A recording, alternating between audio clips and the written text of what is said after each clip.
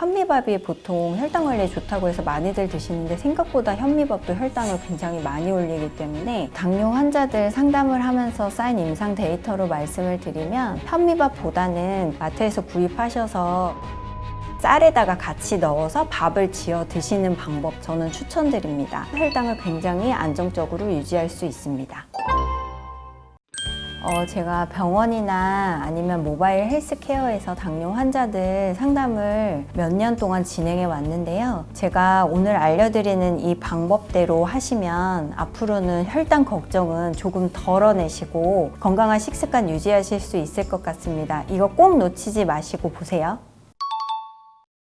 당뇨 식사가 굉장히 어렵게 생각을 하실 건데요. 일단 저는 공복 혈당을 굉장히 중요하게 생각합니다. 왜냐하면 아침의 혈당이 그날 하루의 혈당을 좌지우지할 수 있는 출발점이기 때문인데요. 실제로 아침에 단백질 위주의 식사를 한 섭취군에서 하루 혈당이 굉장히 안정적으로 보고됐다는 연구들이 있어요. 그래서 저는 아침 식사에 단백질 위주의 식사를 좀 추천을 드리는 편인데요. 예를 들면 두부를 살짝 데쳐서 두유에다가 갈아서 드시는 방법, 여기에 견과류까지 추가하면 되게 고소하게 드실 수 있는데 저도 실제로 이렇게 하루에 한 잔 아침을 시작으로 하는 경우도 많이 있습니다. 또 간단식으로 채소 샐러드에다가 삶은 계란 하나, 두 개 정도, 그리고 마지막으로 통곡물 빵 한쪽 이렇게 마무리를 하시면 각각 고른 영양소도 갖춰지면서 혈당을 안정할 수 있는 식사의 예라고 할 수 있는데요. 여기서 호밀빵이나 통밀빵 같은 경우는 시중에 판매되는데 밀가루 함량이 높은 것들이 굉장히 많아서 꼭 함량 중에 호밀이나 통밀이 함량이 높은지 확인하시고 구입하셔서 한쪽을 넘지 않게 식사 마무리를 하시면 좋을 것 같습니다. 그리고 일반식과 밥 반찬의 경우에 바쁜 아침이지만 꼭 밥으로 또 식사를 하시는 분들은 잡곡밥, 그리고 미역국, 계란찜이나 연두부 이렇게만 구성해서 밑반찬 몇 가지 꺼내서 드시면 이것 또한 균형 잡힌 식사이면서 혈당을 낮출 수 있는 식사라고 추천드리겠습니다.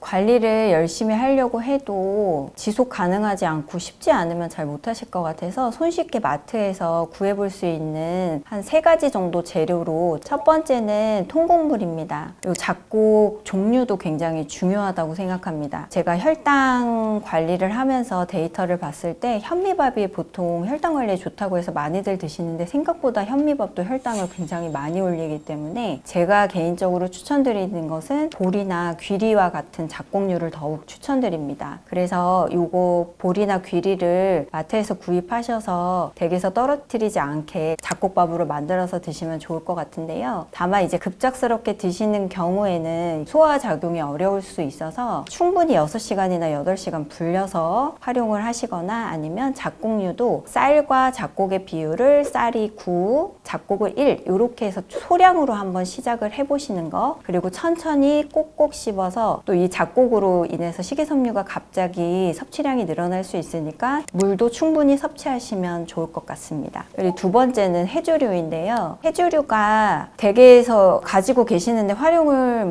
국 정도로만 끓여 드시는 분들도 많으실 것 같아요. 근데 시중에 건조된 톳이라고 나오는 제품이 있는데 그거나 아니면 댁에 가지고 계신 미역을 충분히 불려서 잘게 자른 다음에 쌀에다가 같이 넣어서 밥을 지어 드시는 방법도 저는 추천드립니다. 여기에 표고버섯이나 버섯류도 더 추가해서 밥을 지으시는 것도 괜찮고, 다 지은 밥을 양념 간장 살짝 뿌려서 들기름, 간장, 마늘 섞은 양념 베이스를 뿌려서 비벼서 드시는 것도 굉장히 색다른 방법이 될 수가 있습니다. 세 번째로는 제가 밀프렙을 추천드리는데요. 밀프렙은 어떤 거냐면 드실 수 있는 재료들을 한번 시간 여유가 되실 때 미리 만들어 놓는 개념으로 생각해 주시면 되세요. 그래서 이거는 밀프렙이 2가지 버전으로 생각해 주시면 되는데, 첫 번째는 생채소 버전, 두 번째는 찜채소 버전. 그래서 저는 밀프렙 첫 번째 그 생채소 버전은 파프리카라든지 오이라든지 선호하시는 어떤 채소류든지 구입을 해 오셔서 시간 여유 되실 때 깨끗하게 세척하셔서 하셔서 작게 자른 다음에 여러 통에 소분을 해 놓으시는 거예요. 그래서 냉장 보관하시면 이게 일주일 정도까지 신선하게 보관이 되거든요. 야채 탈수기가 있으면 야채 탈수기에, 아니면 키친타올에 물기를 충분히 제거하신 후에 통에다가 소분해서 보관하시고, 이때 부족한 단백질은 새우라든지 두부라든지 계란이라든지, 그래서 그때그때 맞게 공급을 해서 같이 함께 드시면 부족한 단백질도 채워보실 수 있습니다.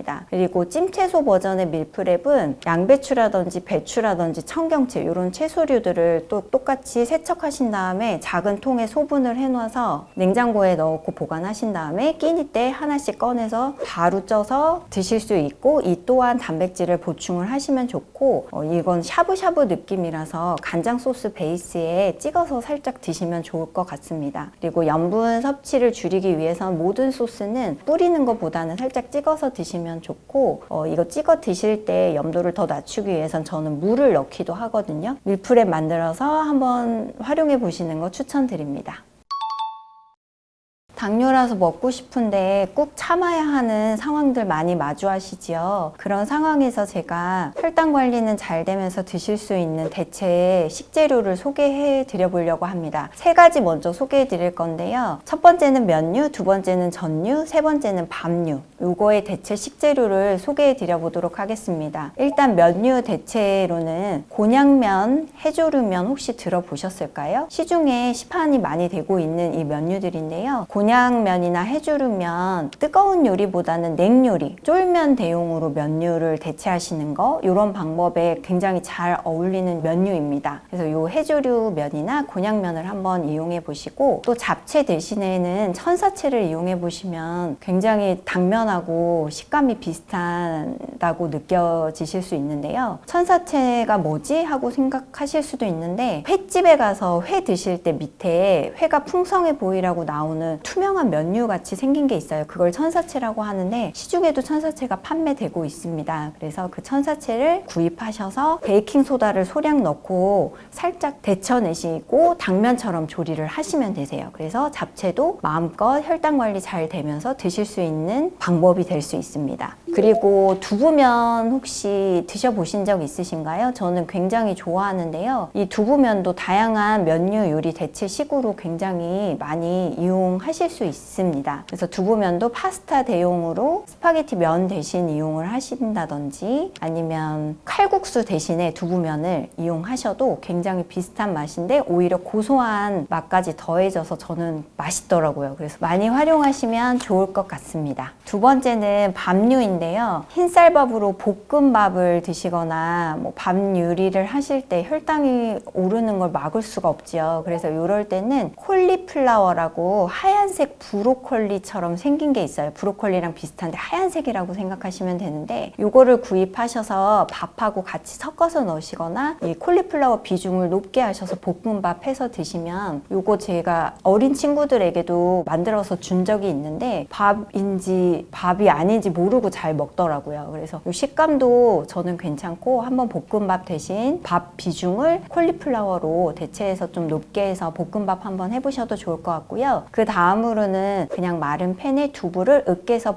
볶아주시다가 으깬 두부, 볶은 두부를 밥 대신에 이용해 보시는 방법입니다. 그래서 볶음밥 대신에 두부를 마른 팬에 으깨서 나머지 야채 넣고 볶아서 계란을 더 추가하셔도 좋고, 볶음밥을 만들어 드시면 볶음밥을 드셨는데도 혈당을 굉장히 안정적으로 유지할 수 있습니다. 세 번째 전류 대체로는 일단 밀가루가 30g 정도, 그래서 숟가락으로 한두 스푼밖에 안 들어가도 혈당에 영향을 줄 수 있는 수준인데, 그래서 이 밀가루 대신에 활용할 수 있는 가루가 아몬드 가루라든지 병아리 콩가루가 있습니다. 그래서 이런 가루들을 구매하셔서 밀가루 대신에 전류 부치실 때 사용하시면 되는데, 다만 이런 재료들이 밀가루와 같은 질감이 나지는 않고 전 부치시기 조금은 힘드실 수도 있어서, 이럴 때는 밀가루를 소량 아니면 부침가루 소량을 같이 섞어서 하시면 조금 더 혈당은 안정되면서 더 고소한 맛, 담백한 맛을 즐기실 수 있습니다. 그리고 혈당 관리 하실 때 굉장히 힘드실 것 같은데 저도 먹고 싶은 거 참기 굉장히 힘들거든요. 그래서 저는 어떻게 하냐면 먹고 싶은 음식이 있을 때는 그 음식을 대체제로 먹지 않고 그대로 먹되 반드시 운동을 계획합니다. 그래서 여러분께서도 드시고 싶은 음식이 있으시면 식사 후에 바로 운동을 하실 시간적인 여유랑 또 활동하실 수 있는 에너지가 있으시면 그렇게 계획하시고 먹고 싶은 거 한 번씩은 드시면 좋을 것 같습니다.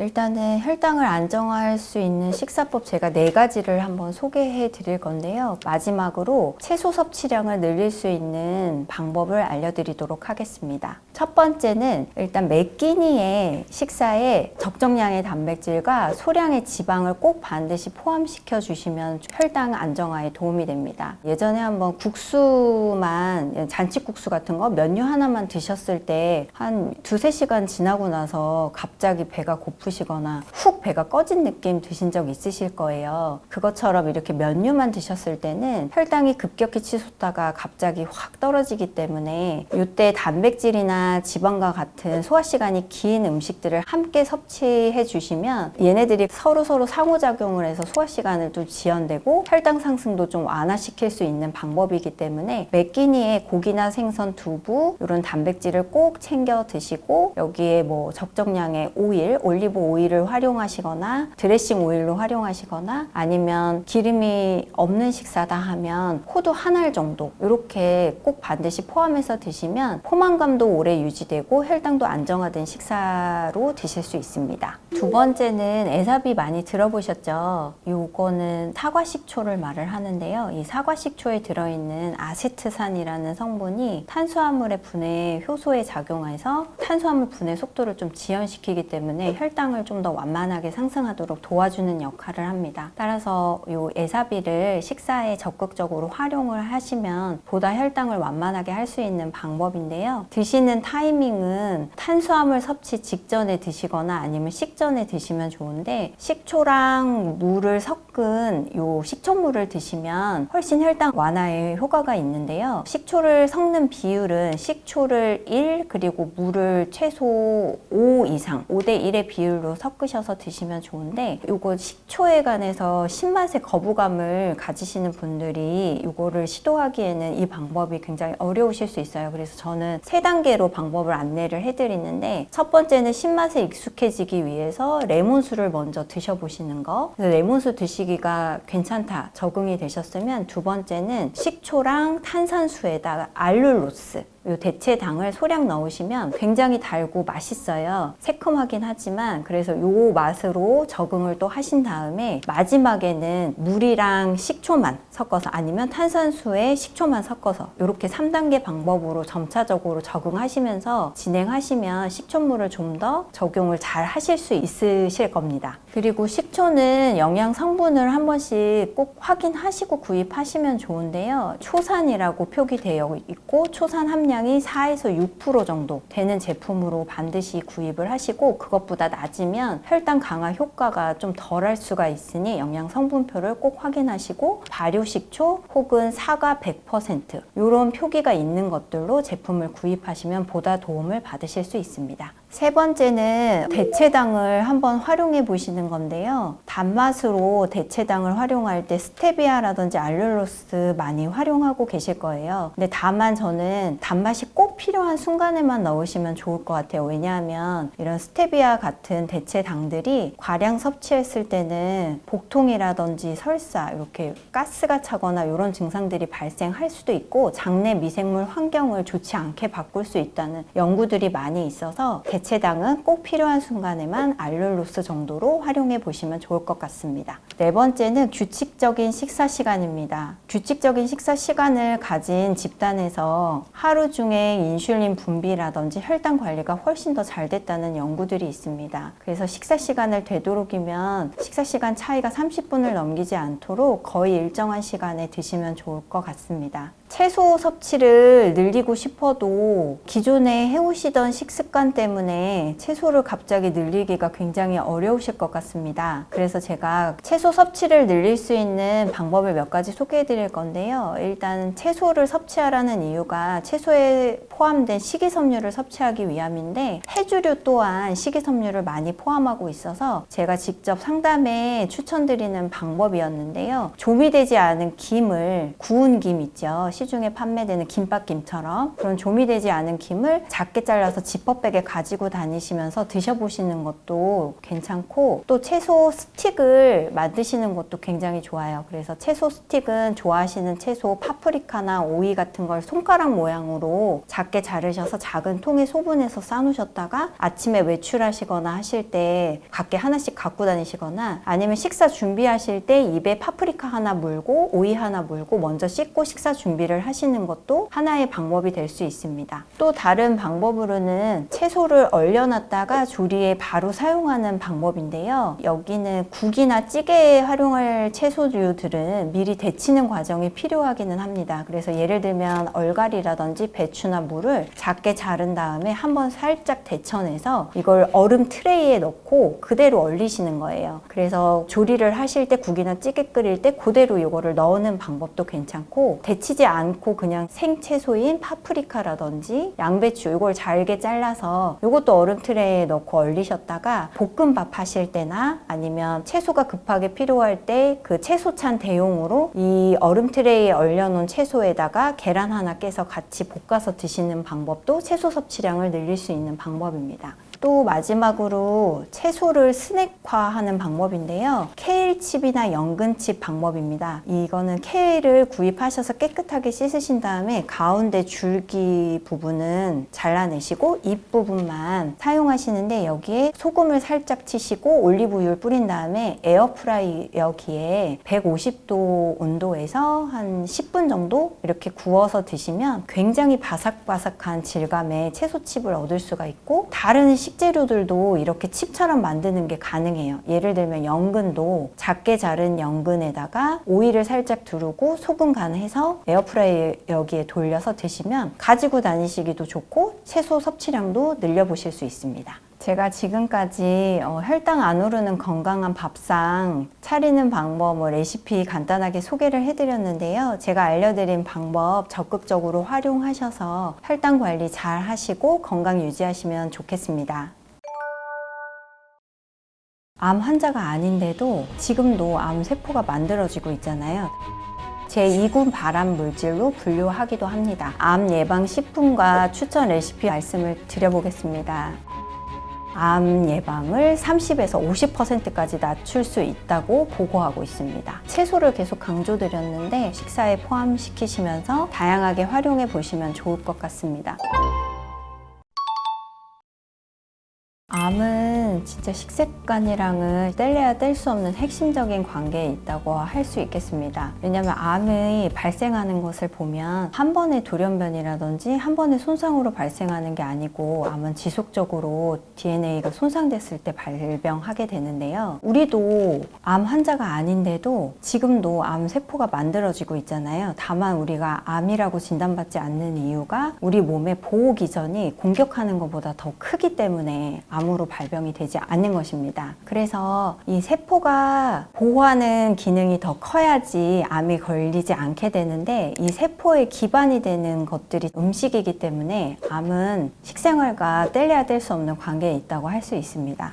그리고 세계적인 암 연구 재단에서도 식생활이나 생활 습관을 잘 유지를 하면 암 예방을 30에서 50%까지 낮출 수 있다고 보고하고 있습니다. 최근에 몇십 년 동안 한국인의 식생활이 서구화됐잖아요. 그래서 이때 뭐 고기의 양이라든지 지방이라든지 당 함량이, 섭취량이 굉장히 빠르게 늘었는데, 이 식사 습관이 변한 것하고 암 발생률하고 올라가는 경향이 굉장히 비슷하게 보고되었습니다. 또 염분이 높은 식사는 위암 발생률이 거의 확실한 증거라고 많이들 알고 계실 거예요. 그래서 이처럼 이런 식생활은 뗄래야 뗄 수 없는 관계에 있다는 근거라고 할 수 있겠습니다.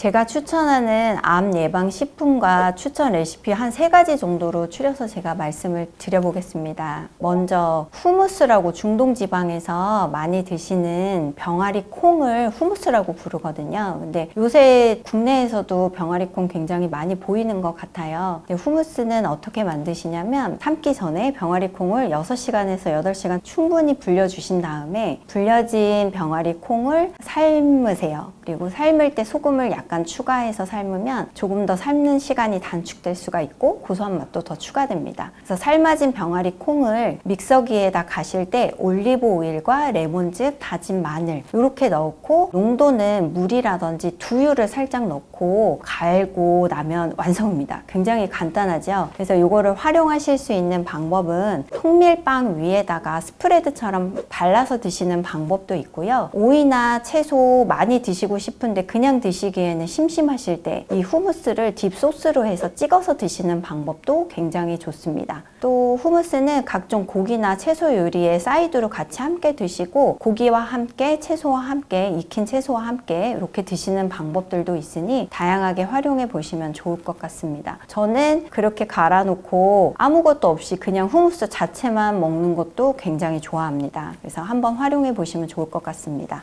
그리고 두 번째로는 토마토 김치를 소개해 드리고 싶은데요. 그냥 토마토를 드시기에 토마토 껍질이 좀 질감이 좋지 않게 느껴지시는 분들은 토마토를 살짝 삶은 다음에 토마토 껍질을 벗겨내서 활용하셔도 되시고 저는 토마토 그대로 먹어도 괜찮거든요. 토마토를 먹기 좋은 크기로 자르고 적색 양파라든지 아니면은 그냥 하얀색 양파도 괜찮습니다. 작게 다진 다음에 올리브 오일이랑 소금이랑 후추를 넣고 여기에 파슬리라든지 저는 고수를 작게 다져서 넣어도 맛있더라고요. 그래서 고수를 넣으셔도 좋고 바지를 넣으셔도 좋고 이런 잎채소들을 적당히 선호하시는 거 잘게 잘라서 같이 넣어서 보관하신 다음에 식사 때 마치 김치처럼 꺼내서 사이드로 드셔도 되고 저는 이거를 빵에다가 발라서도 먹고 그대로 또 찍어서도 먹거든요. 그래서 이렇게 다양하게 한번 활용해 보시면 좋을 것 같습니다. 마지막으로 블루베리를 추천드리는데요. 블루베리는 생 블루베리도 괜찮고 냉동된 블루베리도 괜찮습니다. 블루베리로는 롤드 오트라고 해서 귀리, 압착 귀리가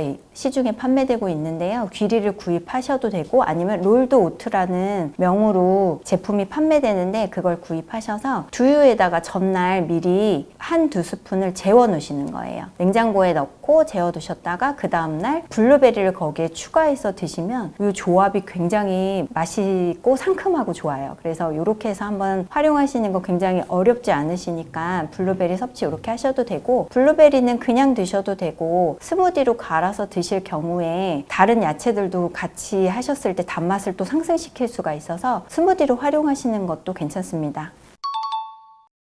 접근성이 좋아야지 마트에서도 쉽게 구입하시고 실생활에 적용이 가능하실 것 같아서 제가 마트에서 쉽게 구입하시고 적용하실 수 있는 식재료와 조리법 4가지 정도 소개해 드리려고 합니다. 첫 번째로는 버섯 요리입니다. 버섯은 어떤 종류의 버섯이든지 상관없는데요. 새송이를 예를 들어서 설명을 드리면 새송이 버섯을 얇게 슬라이스해서 간장이랑 올리브 오일 베이스에 10분에서 15분 정도 재워 놓으셨다가 에어프라이어기에 150도 온도에 10분 정도 이렇게 돌려서 드시면 마치 버섯 육포처럼 질감이 굉장히 쫄깃쫄깃한 식감의 버섯을 맛있게 드실 수 있는 방법이라 소개해 드리고자 합니다. 그리고 두 번째로는 또 버섯 요리인데요. 버섯 또 다른 레시피 하나 더 소개해 드리면 이것도 어떤 종류의 버섯이든지 상관없는데 이 버섯을 얇게 슬라이스 한 다음에 올리브 오일이랑 레몬즙 그리고 다진 마늘을 넣고 요거는 재웠다가 그대로 드시는 거예요. 다만 식감을 좀 더 살리기 위해서 이 버섯은 생으로 그대로 넣는 것보다는 끓는 물에 살짝 데쳐서 얼음물에 한번 샤워를 시켜준 다음에 이 올리브 오일 베이스 소스에 담가 놓으셨다가 요것도 토마토 김치처럼 꺼내서 드시면 좋을 것 같습니다.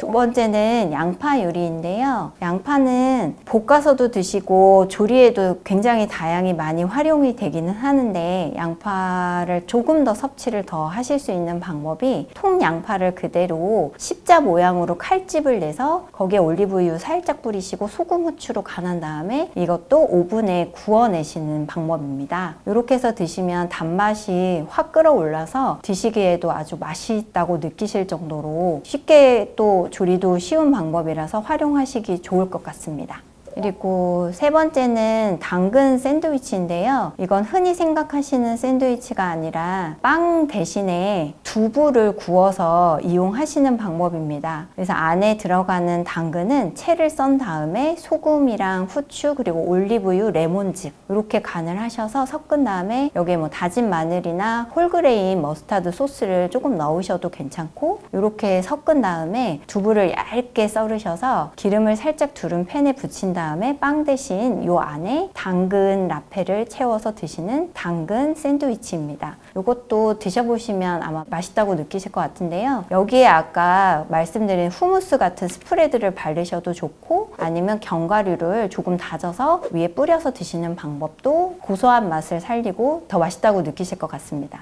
그리고 네 번째는 이거는 샐러드인데요. 이거는 각종 다양한 채소들을 다 활용할 수 있는 방법인데, 식재료로는 양파나 마늘이나 주키니, 호박, 그리고 단호박, 토마토 정도가 들어가는데요. 여기에 뭐 다른 야채들을 더 좋아하시면 추가로 넣으셔도 되는데, 일단 먼저 다 모든 재료를 먹기 좋은 크기로 자르신 다음에 그 다음 올리브유를 두르고 여기에 마늘하고 양파를 먼저 볶아주십니다. 그리고 여기에 나머지 토마토를 뺀 재료들, 단호박이라든지 호박, 삶은 병아리콩도 넣으셔도 좋습니다. 식감이 마음에 드실 정도로 조금 물러졌을 때까지 끓이신 다음에 볶아진 채소들을, 각종 채소들을 샐러드볼에 담으시고 불은 끄시고 그 후라이팬에 남은 열기에 나머지 토마토를 소금 간해서 볶으신 다음에 같이 샐러드 볼에 있는 다른 채소들하고 합쳐서 여기에 올리브 오일이랑 발사믹 식초랑 소금 간 살짝만 하셔서 드시면 굉장히 맛있습니다. 레몬즙도 추가를 해주셔도 좋고요.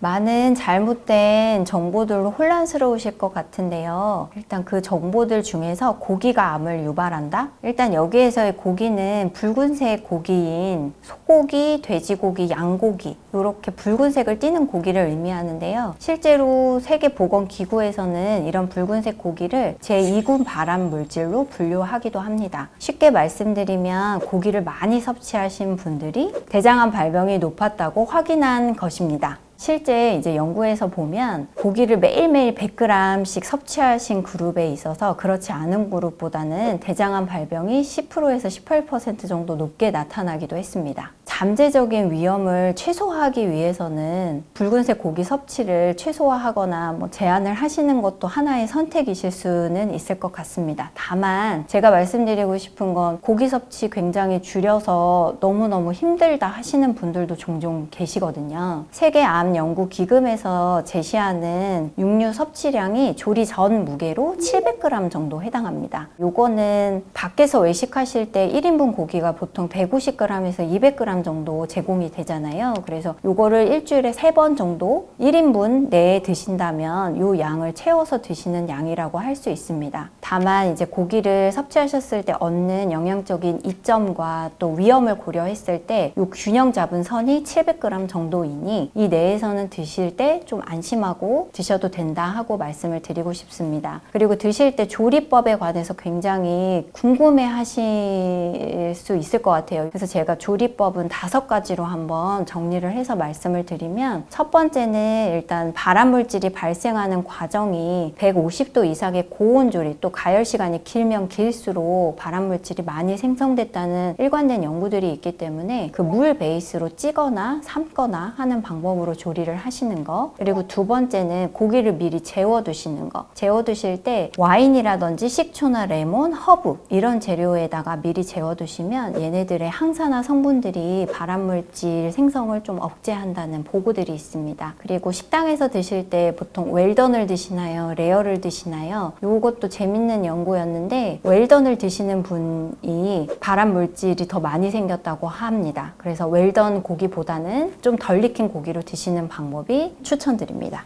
세 번째는 조리 전 전처리가 또 하나의 발암물질을 줄일 수 있는 조리법이 될 수 있는데요. 예를 들면 물에다가 미리 한번 살짝 삶아서 굽는다든지 아니면 전자레인지에다가 돌려서 고기의 내부 온도를 높이면 조리 시간이 단축될 수 있는 방법이므로 굽기 전에 미리 조리를 간단히 하시는 방법도 또 하나의 대안이 될 수 있습니다. 그리고 네 번째로는 이제 고기를 예전에 제가 같이 먹을 때 제 가족이 고기 너무 자꾸 뒤집는다고 뒤집으면 맛이 없다고 그렇게 해서 혼난 적이 한 번 있었는데요. 사실은 발암물질을 낮추는 거는 자주 뒤집는 게 더 좋은 방법입니다. 내부 온도가 높아지는 고온 상태가 가열 시간하고 발암물질 유발되는 양하고 비례하기 때문에 자주자주 뒤집어주면 발암물질이 조금 덜 생길 수 있습니다. 마지막으로는 항산화 물질의 대표적인 거 제가 채소를 계속 강조드렸는데 쌈채소라든지 마늘이나 양파, 토마토, 김치 이런 것을 고기 드실 때 함께 드신다면 발암물질이나 고기 유해물질로 인한 부정적인 작용을 좀 상쇄시키는 데 도움을 줄 수 있습니다.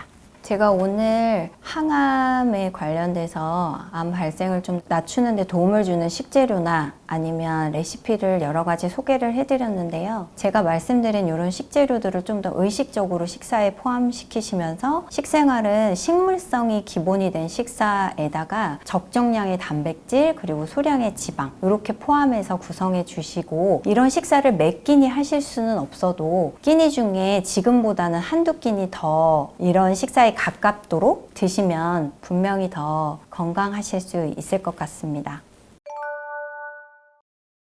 암 환자 경우에는 영양불량 위험도가 굉장히 높습니다. 흔히 10대 푸드라고 해서 부추라든지 강황, 생강 확실한 근거가 아직은 없어서 추천드리기는 어렵고 근거가 보고되고 있는 항암 푸드는 비전분 채소인 대장암에는 예방 효과가 근거가 확실했는데요. 식단의 중심 축으로 드시고 항암 식사로 봐도 무방할 것 같습니다. 항암 치료 받으시는 중에 메스꺼움이나 구토 증상을 호소하는 경우들이 많이 있으신데요. 이런 경우에는 오히려 빈속에는 구토나 메스꺼움 증상을 더 악화시킬 수 있기 때문에 빈속보다는 마른 크래커라든지 버터나 잼을 바르지 않은 담백한 식빵 그리고 건빵이나 시리얼 같은 것을 섭취해 주시는 게 메스꺼움을 완화하는 데 도움이 될 수 있습니다. 또한 레몬을 물에 타서 드신다던가 하면 메스꺼움을 좀 완화하는 데 도움을 또 받으실 수도 있습니다.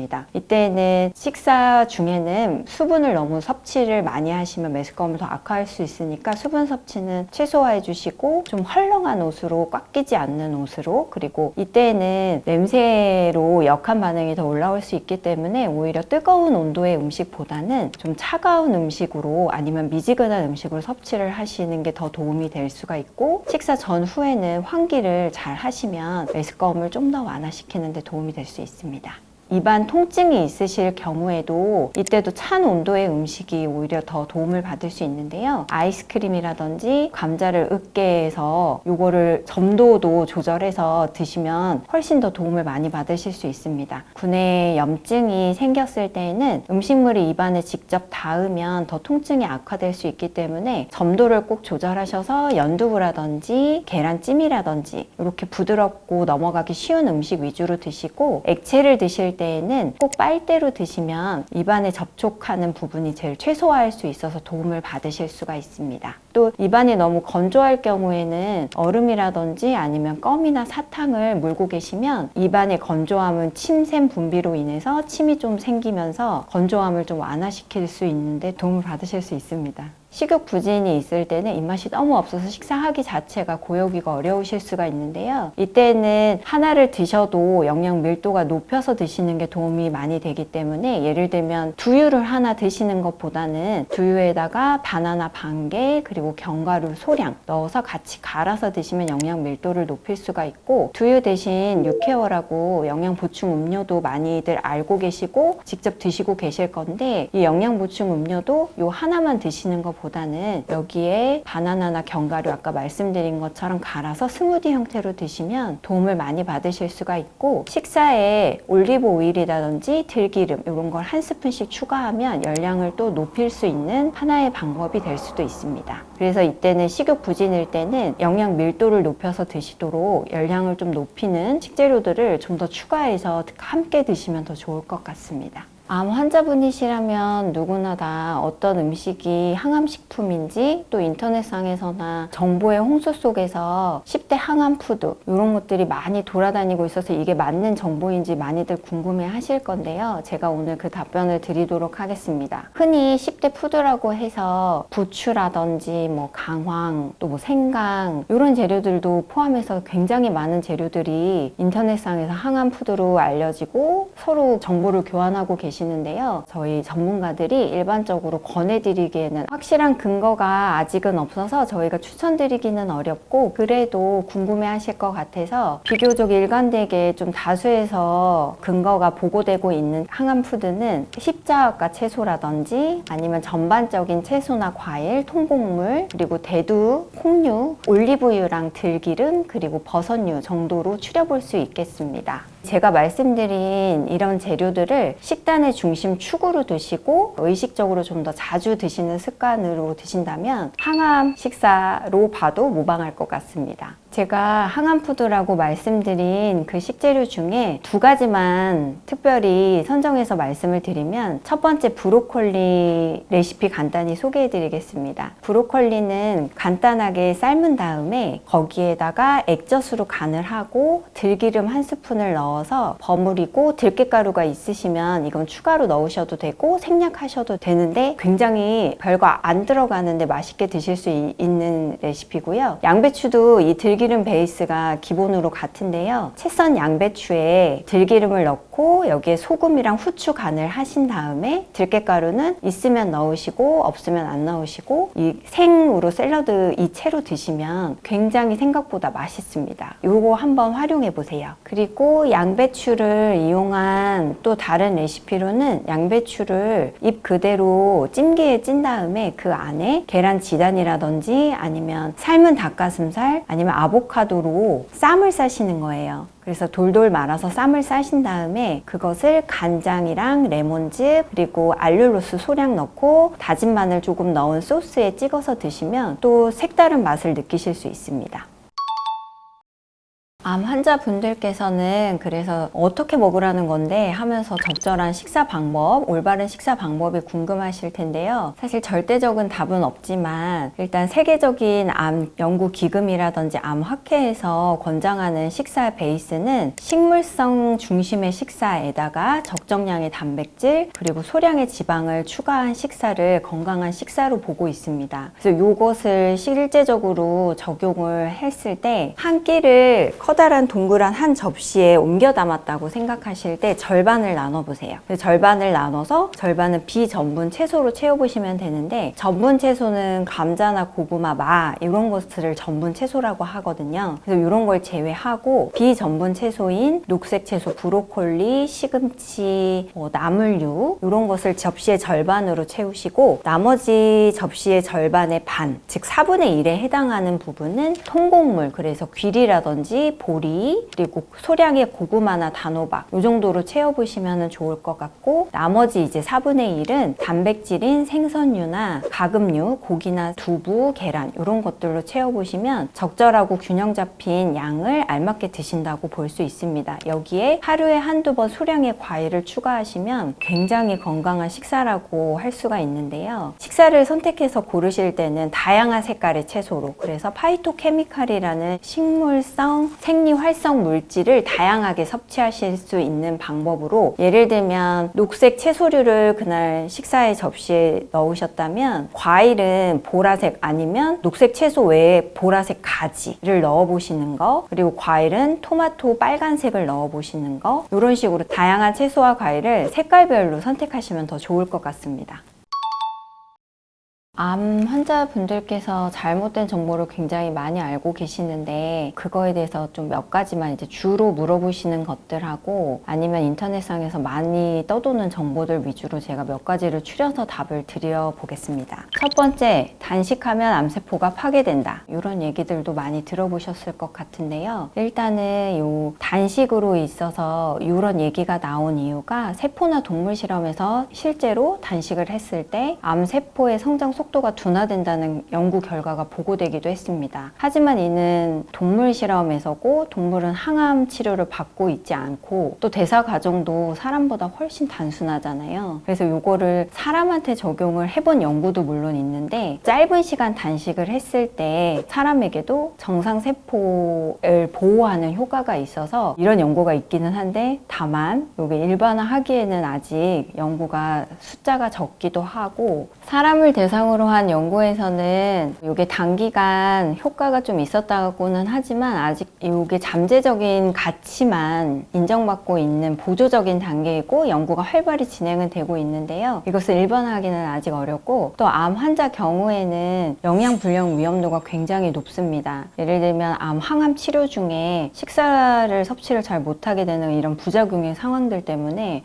영양불량인 경우, 그러니까 예를 들면 식사도 잘 못 드시면서 이럴 때 체중이 빠지고 또 영양 결핍이 되거나 또 단백질 근육량도 저하돼서 면역이 전체적으로 감소되니까 항암 치료 효과를 견디는 체력을 또 이겨내지 못하는 경우도 많거든요. 그래서 단식을 의료진의 모니터링 없이는 혼자서 진행하시면 절대 안 되시고요. 오히려 단식으로 기초 체력하고 면역력이 저하될 위험이 더 크니 단식은 위험하다고 할 수 있겠습니다. 두 번째, 유제품이 암을 유발한다. 이거에 대해서도 많이들 얘기를 하시는데요. 일단 유제품에 속하는 것들이 치즈나 버터, 우유라든지 발효유, 요거트 이런 것들이 해당이 되는데요. 제 대답은 유제품이 암을 유발한다 그리고 막는다. 이 대답도 둘 다 아닙니다. 유제품하고 관련된 암은 3개의 종류가 있는데 일단 전립선 암 같은 경우는 전립선 암을 유제품이 소폭 증가시킨다는 대규모 연구 결과로 인해서 하루에 우유를 한두 잔 이내로 드시는 게 권고되고 만약 전립선 위험 병력이 있거나 고위험군인 경우에는 한 잔 이내로 드실 것을 추천드리고 있습니다. 그리고 유방암 같은 경우는 중립적이거나 소폭 낮춘다는 결과가 보고되고 있어서 특히 발효유 같은 경우는 유방암 발병을 더 낮춘다는 결과가 있기 때문에 저지방 요거트로 드시는 것 추천드리고 있습니다. 그리고 마지막으로 대장암에는 확실히 예방 효과가 근거가 확실했는데요. 그래서 대장암 예방을 위해서는 우유 섭취를 권고드리고 있습니다. 그래서 우유에 대한 공포심을 심각하게 가지실 필요는 없으시면 요거트나 우유로 하루에 한두 잔 정도는 건강한 식사라면 추가를 하셔서 드셔도 괜찮습니다. 다만 우유를 드시지 않는 분들이 우유를 반드시 드셔야 할 필요는 없고 식물성 단백질인 채소라든지 두부 그리고 칼슘 강화 두유 이런 걸로 충분히 보완이 가능합니다. 제가 오늘 항암 환자들에게 도움이 되는 식사 요법하고 레시피 간단한 거 소개해 드렸는데요. 실생활에서 이런 것들 적용해 보시면서 앞으로 치료를 잘 이겨내시는 힘 기르셨으면 좋겠습니다.